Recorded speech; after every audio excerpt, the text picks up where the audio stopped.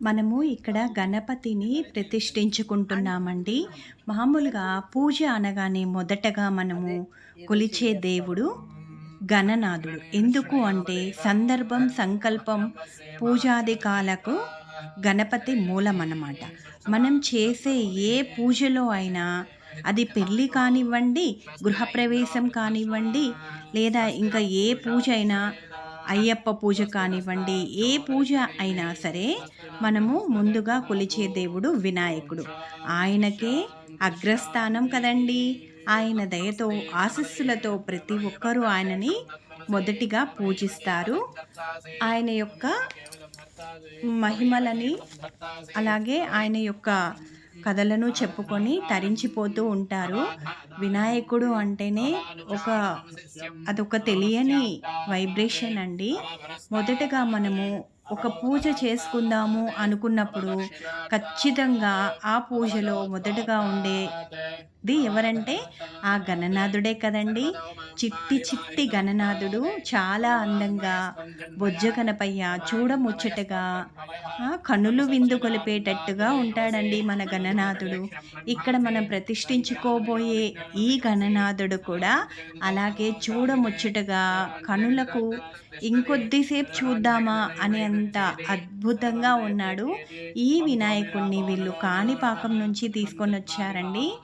ఇక్కడ ఈ విధంగా వీళ్ళ గృహప్రవేశంలో మొదటగా ఇక్కడ వినాయకుడిని వీళ్ళు లోపలికి ఎంట్రన్స్ దగ్గర లెఫ్ట్ సైడ్ వినాయకుడి కోసమే ఈ విధంగా ఏర్పాటు చేసుకోవడం అయితే జరిగింది. శాస్త్రోక్తంగా వినాయకుడిని అయితే ఇక్కడ వీళ్ళు ప్రతిష్ఠించడం జరిగిందండి. చూసారు కదా!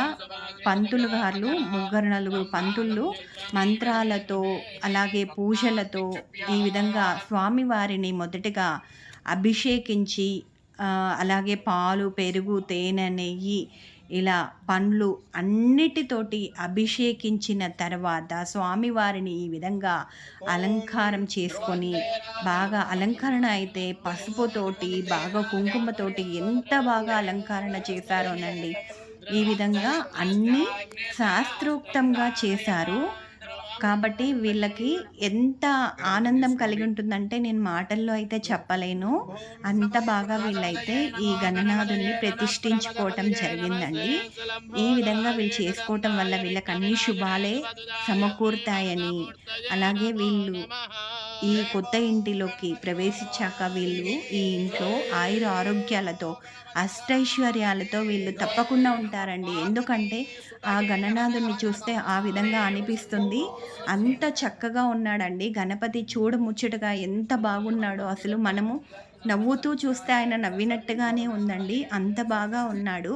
ఈ విధంగా మొత్తం ఈయన కోసం వీళ్ళు ఈ విధంగా సెపరేట్‌గా ఇలా చేయించుకున్నారు. చాలా అద్భుతంగా ఉంది. తప్పకుండా మీకు కూడా ఎవరన్నా ఈ విధంగా చేసుకోవాలంటే చేసుకోవచ్చండి. ఈ విధంగా పంతులు గారైతే ఈ గణనాథుడిని ప్రతిష్ఠించి ఈ విధంగా పూజలు చేశారు. అలాగే నైవేద్యాలు, అలాగే అన్నీ తాంబూలంతో పాటు బెల్లపు ముక్క అండి. బెల్లపు ముక్క స్వామివారికి చాలా ఇష్టమైనది. అందుకోసమని వీళ్ళు ఇక్కడ బెల్లపు ముక్క కూడా నైవేద్యంగా పెట్టారు. అలాగే స్వామివారికి ఆ నైవేద్యం తర్వాత వేసుకోవటానికి మామూలుగా మనుషులైతే తాంబూలం వేసుకుంటారు కదండీ! అదే విధంగా ఆకులల్లో, తమలపాకులల్లో ఒక్కలు కూడా పెట్టి పొట్లం చుట్టి పెట్టారండి. ఇక్కడ నేను ఎక్కడా చూడలేదు ఈ విధంగా. అంత బాగా పెట్టారు. అలాగే మంగళహారతులు ఇచ్చారు.